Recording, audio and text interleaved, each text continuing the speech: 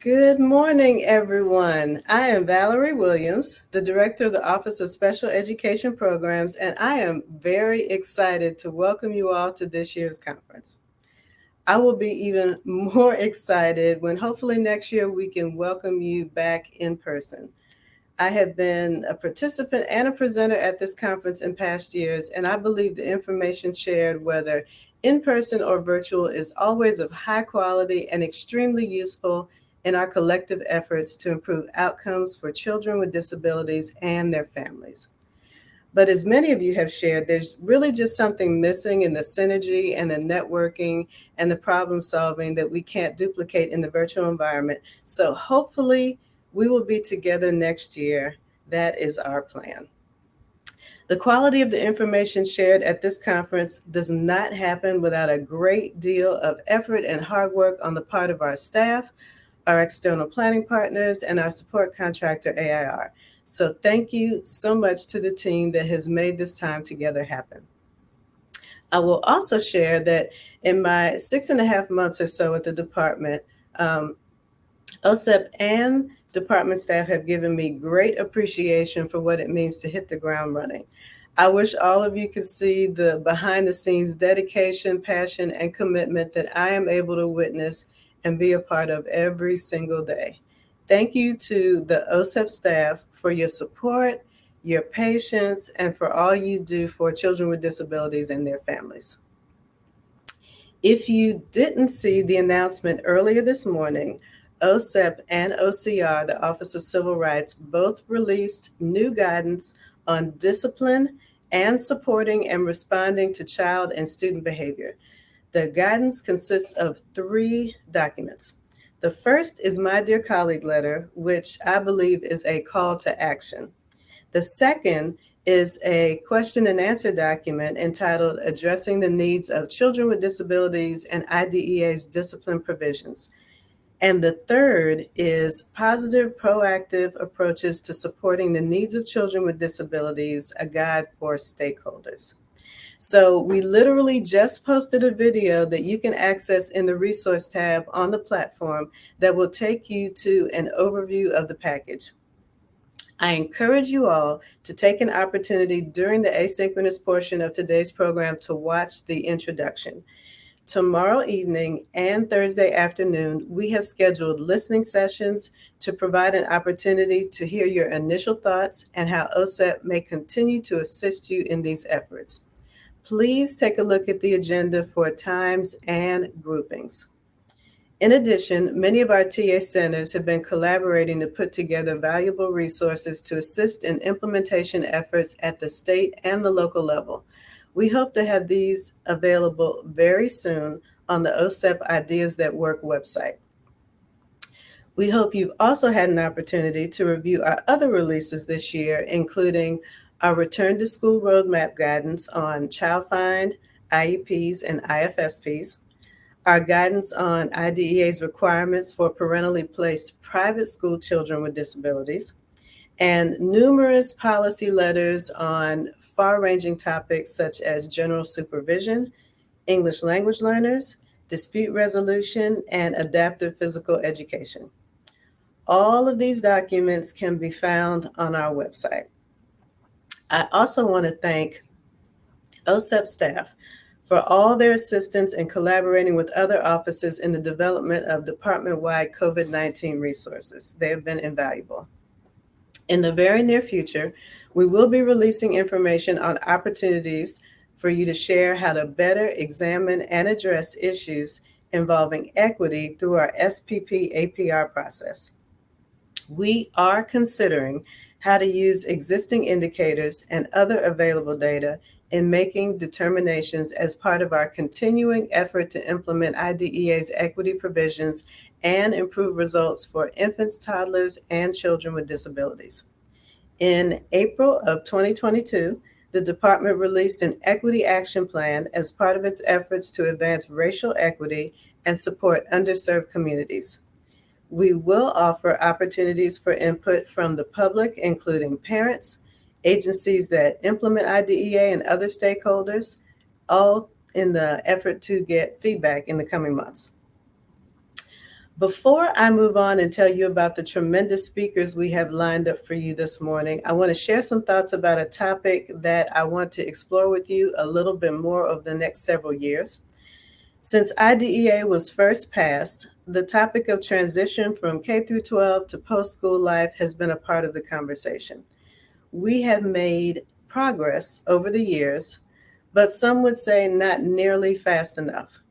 We've seen conversations change from access to the schoolhouse to access to the curriculum to access to post-school opportunities. I want us to focus on how we better prepare our students to successfully access education, training, opportunities, and experiences after school. What are we here for if not to create a meaningful school experience that promotes independence when our students leave us? How do we make the required transition conversations and plans more meaningful, more student centered, and how can we start having them sooner? I know firsthand how important it is for families to think about life outcomes early and often. We should be exploring post school goals and desired life outcomes with families and students as soon as they progress throughout their school years. I would argue as soon as elementary school. For those who don't know, my son Matthew is 11, just leaving elementary school, and happens to have Down syndrome. He told me last month that he was going to college, and I told him, yes, you absolutely are going to college. We have that expectation for him, and more importantly, he has it for himself. Many of you grew up in families where college was an assumed next step. For others, it might have been the military or a trade. But unfortunately, many students with disabilities and their families do not grow up with a post-school college or trade certification program or independent living being the assumed next step, and we can change that. As a parent of a child with Down syndrome, I can tell you that 20 years ago, or maybe even 10 years ago, we might have had different expectations.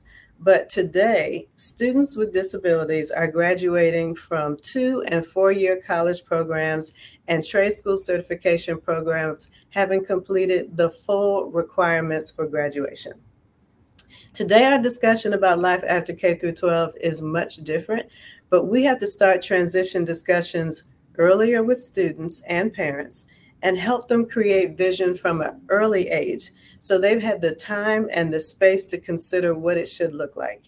It is not just a discussion about their options after school. It's a discussion, and I would say it's our responsibility as parents and educators to start talking early about the skills and the experiences we need to support in early childhood and K through 12 to enable them to access and experience success in life opportunities when they leave our schools. You will hear from Mr. Lattimore tomorrow and how he and his family focused on independence as a goal from early on in their son's life. I look forward to collaborating with all of you as we look at reconceptualizing how we think about and support successful transitions to life after school, focusing on engaging families and students in early discussions about high expectations and preparation to full life opportunities. You will also hear more about this in the fall, so get your thinking caps on because we definitely want to hear your thoughts and your input. In planning this year's conference, several key themes emerged. Um, the first is that we can't ignore the fact that we are still in recovery mode from the impact of the COVID-19 pandemic. So we wanted to share some key strategies to assist you in your efforts, including accelerating reading instruction, addressing mental health issues, and unique considerations for our students with the most significant disabilities and our early childhood efforts. Additional sessions we build on the work OSEP previously engaged in to provide strategies for addressing the personnel shortage, including amplifying our efforts to attract new and more diverse teachers and providers to the profession and strategies for keeping them in the classroom.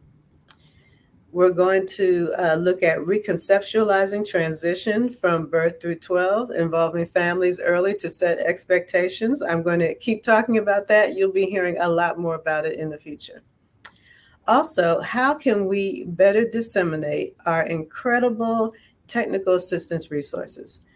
I am truly amazed by how much valuable information is already available from our providers that is free, high quality, and user friendly.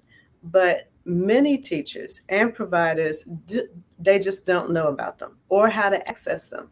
And we need to find ways to improve the dissemination pipeline so these resources get to the folks that will have the biggest impact on child and student success, those that are literally with them every day: parents, teachers, providers, and school leaders.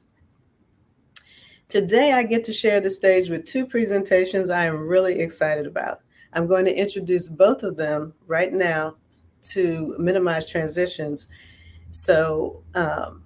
In doing that, there is no denying that the impact of trauma is ever present in our lives, the lives of teachers, providers, and the lives of our children and their families. We contemplated starting the conference with a heavy topic, but we were able to find the right person to help us explore a heavy topic in a more optimistic way, acknowledging steps that we can all take that will make a difference in how we think about and respond to the impact of trauma. Our keynote speaker is Dr. Bruce Perry. I am excited that Dr. Perry could come and share his work and his thoughts with us today. Dr. Perry is the founder and senior fellow of the Child Trauma Academy and a professor in the departments of psychiatry and behavioral sciences at the School of Medicine at Northwestern University in Chicago and the School of Allied Health, College of Science, Health and Engineering at La Trobe University in Melbourne, Victoria, Australia. Over the last 30 years, Dr. Perry has been an active teacher, clinician, and researcher in children's mental health and the neurosciences, holding a variety of academic positions. His work on the impact of abuse, neglect, and trauma on the developing brain has impacted clinical practice in significant ways. You can read more about his contributions in the program. Our second presentation has two parts. Today, you will hear from a former assistant principal, guidance counselor, and coach sharing their stories about a recent high school graduate, Adonis Lattimore, and his journey to become last year's Virginia State High School Wrestling Champion. These personnel share key messages for us all on having challenging and high expectations for all the children and students we serve. Tomorrow, after you hear from the rest of the leadership team, including Secretary Cardona, Acting Assistant Secretary Katie Neese, and OSEP leadership, you will hear directly from Adonis and his father about their journey. Again, thank you for joining us for the conference. There are just shy of 3,000 people on, and we are excited to have you in this venue sharing this opportunity with us today and for the remainder of the week. And also a heartfelt thank you to the team who planned the conference, who have worked tirelessly behind the scenes to make this a possibility. Most importantly, thank you for your commitment to children with disabilities and to their families. Hello, my name is Andre Morris, and I am currently the assistant principal at Princess Anne Middle School in Virginia Beach, Virginia. But I had the opportunity to be the administrator for Adonis when I was at Corporate Landing Middle School. Adonis came to us as a sixth grader at that time. I was the sixth grade AP at Corporate Landing Middle School. And of course, when I saw him, I was like, okay, how am I going to handle this? Um, Adonis came to us with a very strong personality. He was, as far as being challenging, we were fortunate enough that my grade level at that time was on the bottom floor. And so we didn't have to access the elevator or anything at that time. But I can remember Adonis, we would make accommodations for him in the classroom and that sort of thing. But he would come down the hallway flying in his wheelchair, and he could literally turn the corner on his wheelchair on like two wheels, and I would have to tell him, "Dude, you got to slow that thing down because you're gonna run over somebody." And he would be, "Okay, Miss Morris, okay, I'm gonna slow down. I'm gonna slow down." Working with his parents wasn't a, I had the opportunity to work with him and his parents. I pushed him. I never allowed his disability to hinder him from doing anything. I actually pushed him. He was wrestling at that time. I pushed him at the end of the school year. We do have a program called Avid. I made him be a part of Avid, and just pushed him to be the great young man that he has turned out to be. The AVID program at Corporate Landing Middle School and at all schools in Virginia Beach is an opportunity for students to participate in having students learn how to prepare pretty much for college. It gives them Cornell notes and it teaches them how to be organized. It teaches them how to really, like I said, prepare for college, and it gives them an opportunity to go out on we while I was over that program at Corporate Landing, we would take our students on field trips to the local universities, and we would, get on buses and go. And of course, we would have to have a bus to accommodate Adonis, but we would go on college visits so that students can have the opportunity to visit colleges. I was at the state wrestling match when he won that event, and I was there, and I talked to his parents beforehand, and we were discussing college, and he was just getting ready for that. And he told his parents that, "I'm not telling them. I'm not gonna let them know where I'm going. I'll make that decision, and they'll just have to live with it." I said, "That's the Adonis that I know right there." But he was always a great student. I did not have, discipline wise, nothing. Academically, he was on par. He was top notch, I can say. I've always started out my day visiting classes. And my motto is always be nice and be kind and be respectful. I started that when I first became an administrator, to going to every classroom, and saying that to them every morning. And that's welcoming for all students. It was just not for um, Adonis. It's for all kids, that we're going to treat each other with respect. We're going to be kind to each other. We're going to be nice to each other, regardless of what we look like, where we come from, regardless of anything that might be something you're not used to.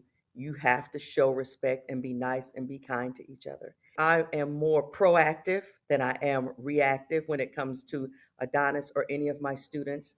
I look for the how are we going to work this out before it even happens. I've been doing this job a long time.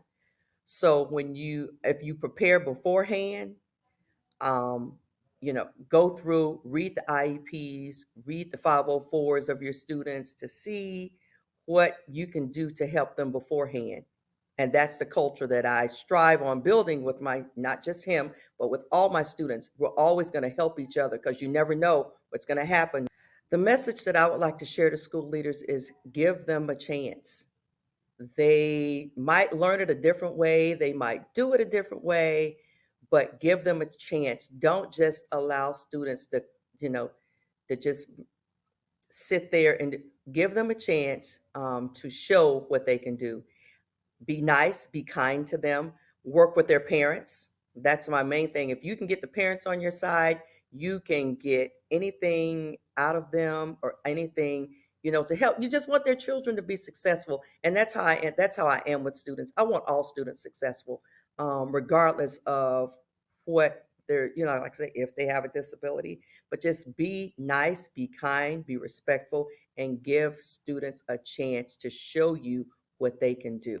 Because his wrestling really came out in middle school. I was, the first time I think I was more nervous than his parents, because I was like, "Oh my goodness, oh my goodness." And then when I saw what he could do, I was like, this boy's upper body strength is something that you can't even fathom it. You just can't. And then when he came up to the last one, and when he won that one, I think, well, the entire facility just erupted. And we were crying and we were screaming and everybody was screaming and crying. But it's just a story of don't ever give up, don't ever stop.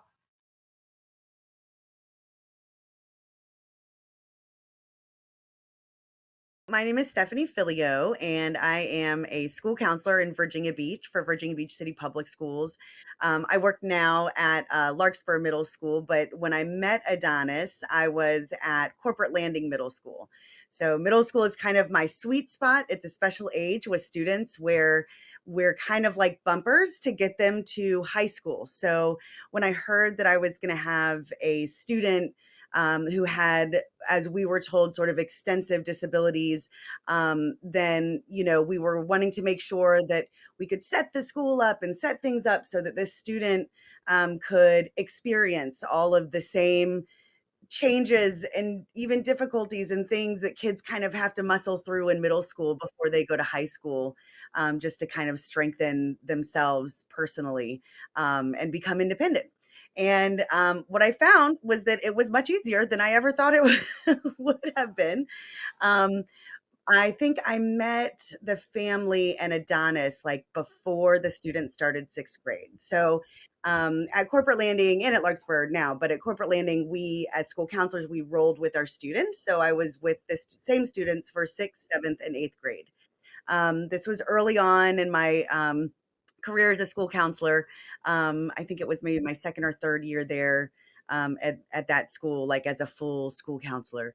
And the family was just amazing. When they came in, the some of the interventions and things that they had needed that were cited, it was this long list of things that maybe he may or may not be able to do because we were moving from this elementary school environment to the middle school environment, which is very different. We have lockers coming in. We have labs and science rooms that, the shelving and everything is a little bit higher, and it's busier in the hallway and all these things. And so the elementary school had suggested a couple of things. Well, maybe we could allow access to this or a specialized locker and all these things. And they came into that meeting and were just kind of like, no, I think I got it. And so the family is just amazing. And even as he was going into 6th grade, um, when we would have meetings and I would ask a question, mom and dad would say, "I think," and then they would look to Adonis and let him answer. And sometimes that was with an eye roll when Adonis wouldn't let us help with certain things. And sometimes we would say, "Okay, we're going to figure it out." Sometimes I would call mom or dad later and say, "Well, I mean, what do you think about this? How are we going to do this?" Um, and they just really supported his autonomy.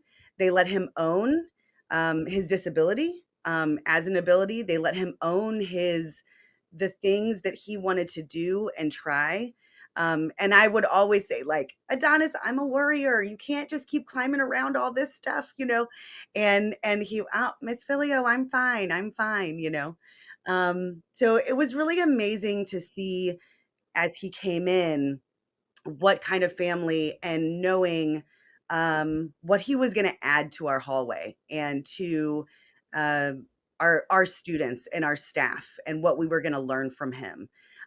He's a very, very quiet kid, but as you've probably heard, he's like a powerhouse. So he's always thinking, and you can see him thinking in his head as he's watching and observing, and as you're talking to him. Um, and I think that he just went in there with no reservations, and he was going to have the same experience as everybody else. It's interesting because my aunt Concetta had cerebral palsy, and she was quite the same spirit. And it was kind of like if there was anything that she couldn't do, that was not her problem. That was something that she was going to do because she wanted to. And she lived a fuller life than many adults. And I would tell Adonis and his family, and we would share stories and things like that about how when she was younger, they had to fight for her to get her license, and my grandfather cut blocks um, to put on her steering wheel and to put on her pedals, which I don't know how legal it was, but that's what they did. And, his mom would share stories about, just understanding how far the community has come, and society has come in understanding disabilities better. Um, and so that was really sort of something that brought us together. And I think that because I had that background, um, I knew that I could trust Adonis because he knew his body more than anybody else did. He knew his abilities more than anybody else did. And because I had been raised by this aunt who was like, no, no, do this, do that, and did all of these things independently that people said she couldn't, um, I was able to like really jump in head first with Adonis and let him really do his thing. Um, as he grew, I got to watch him go through 6th and 7th and 8th grade. He's, again, a quiet kid, but he always, spoke up when he needed to speak up. And, when I would say, Adonis, should we do this? He very did not mind at all saying no. I remember the locker in particular, that was the big one in 6th grade. And we were like, well, let's just what we found was that the locker was just above his head. So his sort of like he could almost see the numbers, but because they were at the top, he couldn't quite see exactly which ones they were. So so I talked to him, well, we can have a space in my office or in a classroom. And he's like, that's not going to work. Well, what if we put a padlock at the bottom? But everybody else's doesn't have a padlock, Miss Filio. Like, okay, okay, okay. So we tried a mirror, I think, first, and that didn't work. He didn't like that because it looked different. And then we figured out that if we put markers at the bottom of the lock for like the opposite numbers, that then he could do his he could he could do his code, and he did it. He always just did it. In the science rooms, when I would come in to see labs and things like that, when the team was over a high table, he would just climb his way right up to the table. And, I would ask him all the time, well, how are you going to get here? Well, what do you mean? I'll just climb up there, well, how are we going to do this? Well, what do you mean? I'm just going to do this. It was like, he didn't even quite understand why I was asking. Um, and he sure did always do everything he said he could do.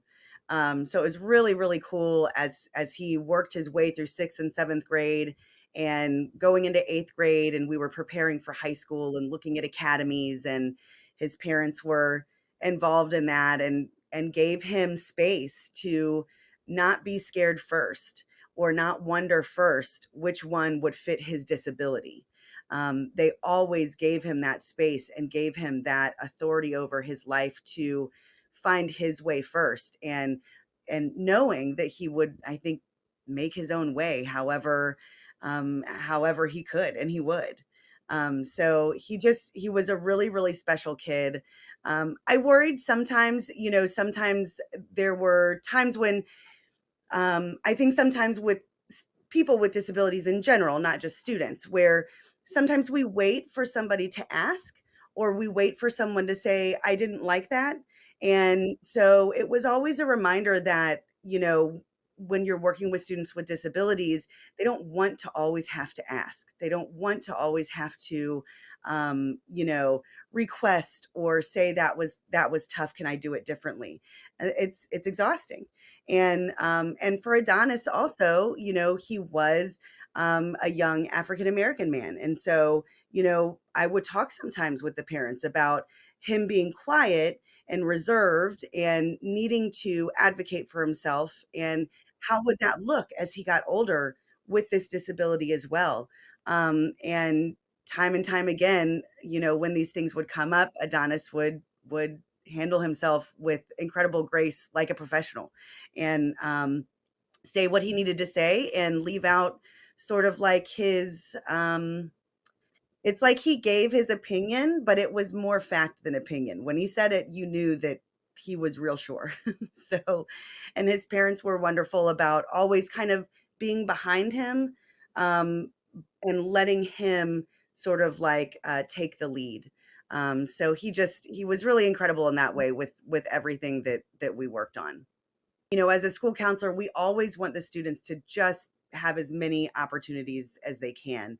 And so that they can pick, because in middle school, they know exactly what they want to do, but it's going to change 10 times before they graduate. And we know that. So we want them to have all the exposure, all the choices, and have all of the opportunities so that they can make the choice when they graduate about, career or college or military. And, but realistically, there are sometimes we have students who we have to open up other doors so that there's also other opportunities for those students, because some of them might be a little bit more difficult. I would say with Adonis, this was not a concern. I did talk to him a lot about my aunt. She went to a college that was ahead of its time in North Carolina, and the name is escaping me now, but she it was basically a school that was a college that was integrating students with physical disabilities and students without physical disabilities. It was Saint something, I don't know, but and it was so beautiful. Her pictures from college, and you've got these guys picking up these people in wheelchairs, and you've got all the same indicators of college life, but it was so beautiful because it was so well integrated, and that was at a time when it wasn't very common to see those kinds of things. And so, Adonis thought that was very cool, but he always also thought it was very cool that he did not need any kind of special anything, because he would go to the college that he wanted. And when he went to the academy, we have several academies in Virginia Beach, and students apply when they're in eighth grade. And there's some things that they have to complete for their application, and then they will have like specialized coursework at that school. And so when we were looking at those academies, it was very clear that it was about interest. It was about what he felt like he wanted to do, as far as his career, and he knew that he belonged there just as much as anyone else. So I don't think that it was ever a thought um, for him to wonder if it was the kind of place for him, because he knew, of course it was. I'm smart enough for this, and I've got the skills, and I can do this. And so in terms of his future planning, that was what we had worked on.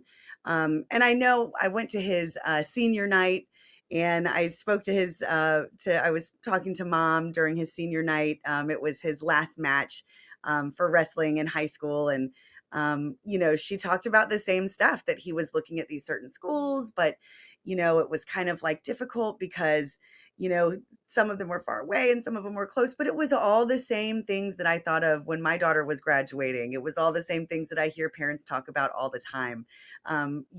Just that, but I want them to be close, and, are we going to do okay? And Adonis's parents are always very realistic, and they do not mind asking questions to make sure that Adonis isn't set up for a situation where something should have been handled first before he came. They're very, very good about that. But when they get the answers, they run them by Adonis, and he's the one that says, yes, I can, or no, I can't. And it's so powerful in, I think, allowing him to be empowered by his disability, and makes all the difference with his anything that he thinks about doing in the future, because he knows that he can. So I will say that one of the biggest impacts on me was seeing a student with a disability in current times, because all of my stories I had had from the 70s, and the way that the community and schools and colleges operated with students with disabilities with my aunt. And it definitely inspired me to better understand what barriers are still out there, because there are plenty. And he showed me that that spirit is still there, that it's not about the disability, it's about the way that a student feels empowered by their abilities and by people around them that tell them they can. Um, my brother and I did start, when my aunt passed away, we started a scholarship foundation called I'll Go Too, because she was always saying, I'll go too. Like it wasn't a question. Just like when Adonis would say, I don't know, I want that class. That's what I want. That's what we're going to make work. And, it's really amazing, since starting that, to see other people and other kids like Adonis that are really still out there with some barriers, but with this headspace that just says, it's not going to be a problem and I'll make sure of it. And so that's really my biggest takeaway. He's such an inspiration, not just to people with disabilities, but to anyone who's going through anything or trying anything. I have his pictures up in my office now, and I show my students often and talk to them about Adonis. And so the lives that he's affecting and the things that he's showing them about how to be a student athlete, about how to be a student, about how to treat others, about how to ask for help when you need to. All of those things are things that I can share him with my students now, and they get to grow from learning about him as well.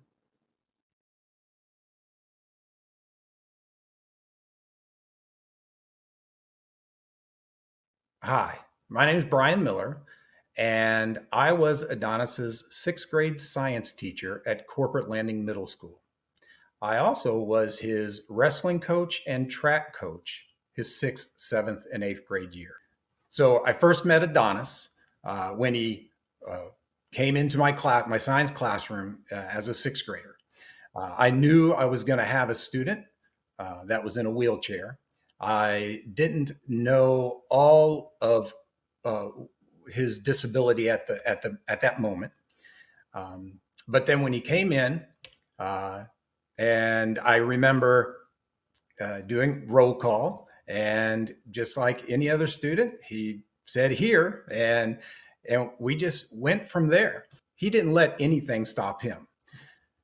He Everything that we did, whether the experiments that we did or the work we did, the homework, the classwork, coming up to the board and writing on the board, he did everything. Nothing was like off limits or I can't or anything like that. And that's how I was introduced to him for the first half of the school year. And then when it came time for the sports to start, the first season that I coached him was wrestling, and it was in the second half of the school year. And he had shown some interest, said he was interested, and I said, "Well, come on, we take everybody. I'm not going to put any limits on anybody. You just come in and let's see what you got." So he showed up that first day of tryouts, and usually the first day of tryouts we do a lot of running, and we'll run through the school and stuff like that. And he just wheeled himself right with everybody else. Uh, we have stairs in our school. We're a two-level school, and when it came time to do the stairs, he jumped right off of that wheelchair and he ran right up those stairs and came right back down those stairs, just like everybody else. Uh, when it was time, if we'd go back into the mat room and we'd kind of run around the mat room, he ran right with everybody. His chair would stay out in the hallway, and he just came in and he was on the mat.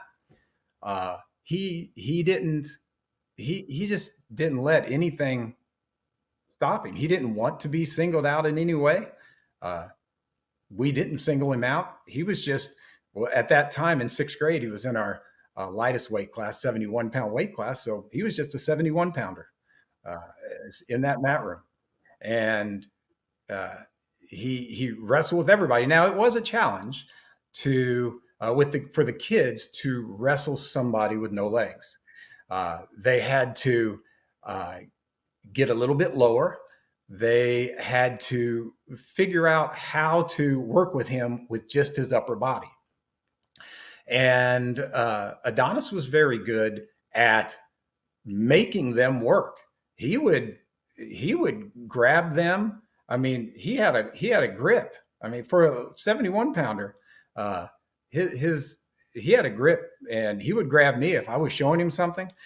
He would do something, and I would tell him to ease up on me just a little bit. He didn't have to ease up on anybody else, but I said ease up on me a little bit.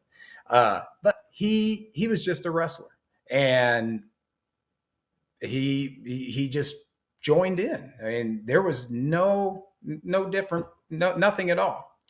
Now, the part one of the biggest hurdles was when we would go to wrestling matches, we had to make sure that we had transportation for him and that we had a bus that could accommodate his wheelchair. And sometimes those weren't available.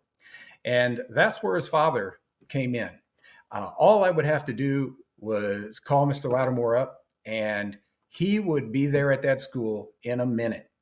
And he said, I'll take it, you know, which I talked to the parents a little bit prior to the wrestling season, but more so as probably a coach than a teacher.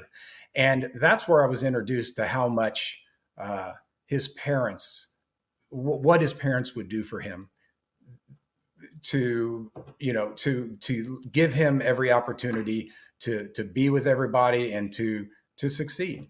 And they weren't going to use any excuses to say, okay, well, then you just can't do it. If it wasn't available or whatever, they made it available.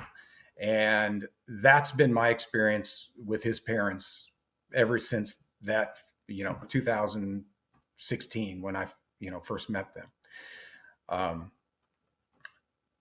So that was that first year in wrestling. We took some pictures. We always take pictures.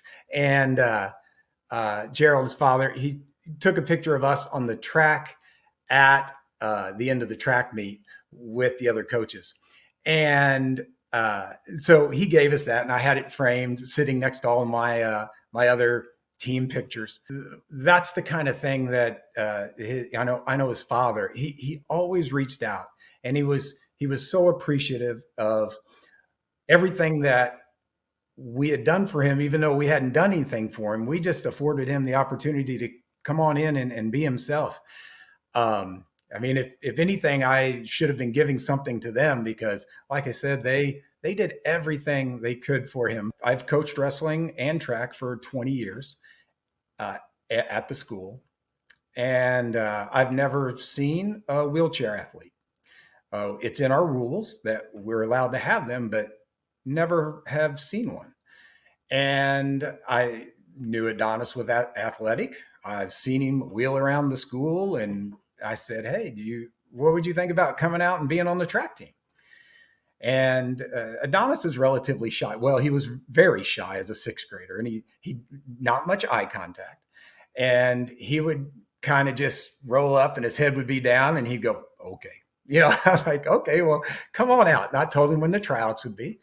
And so he came out there. His event was the 100. So that was the only event we had him do. And we would work with. He struggled a little bit that sixth grade year, I remember. We worked with him controlling his chair to be fast, working with his arms, how to roll his chair to be fast and straight, so he could stay in his lane and just like all the other athletes have to do, we worked with him on that. And one of the awards that we give away is called a Jets medallion, because they're our mascot for Corporate Landing are the Jets, and it's the highest honor you can get. And in Adonis's sixth grade year, you have to be nominated for this. So a teacher has to say, I think this student is really deserving. And at the end of Adonis's sixth grade year, he was nominated, not by me, but by another one of his teachers, to receive this Jets medallion. And I happened to MC all of the awards ceremonies. So we get what the nomination is, what the teachers write, and then we go interview some people and get some more information on stuff. And every single teacher that we interviewed for that, they said the same thing, that there are no limits with Adonis. And they would have to think maybe, how are we going to do things slightly differently? But he would get in there just like anybody else. And in spite of what he had to overcome, and he would do it. And so sixth graders very rarely receive that award, but he did receive that Jets medallion his sixth grade year. We would do exercises in the mat room, and we're all doing push-ups, and they're looking over at Adonis. There he is doing push-ups, just his arms, whole body in the air, doing push-ups. And I'm like, come on, there's other people not doing push-ups. I'm like, come on, we can all do them. So that year, he had a little bit more success, and he ended up fifth in our city tournament. Track season got better, but still using his regular wheelchair. And so the track coaches, the other track coaches, and I, we're like, you know what? We need to. We watched videos once he came on our track team. We started looking things up. What do wheelchair athletes? What do they use? And so we saw there's racing wheelchairs. So we started thinking, and we were like, how do we get him one? Because they're not cheap. So we started calling around, and we found an organization. Um, they're called the Noblemen, I believe. And we went to one of their meetings. It was me and the two other track coaches and our student activities coordinator.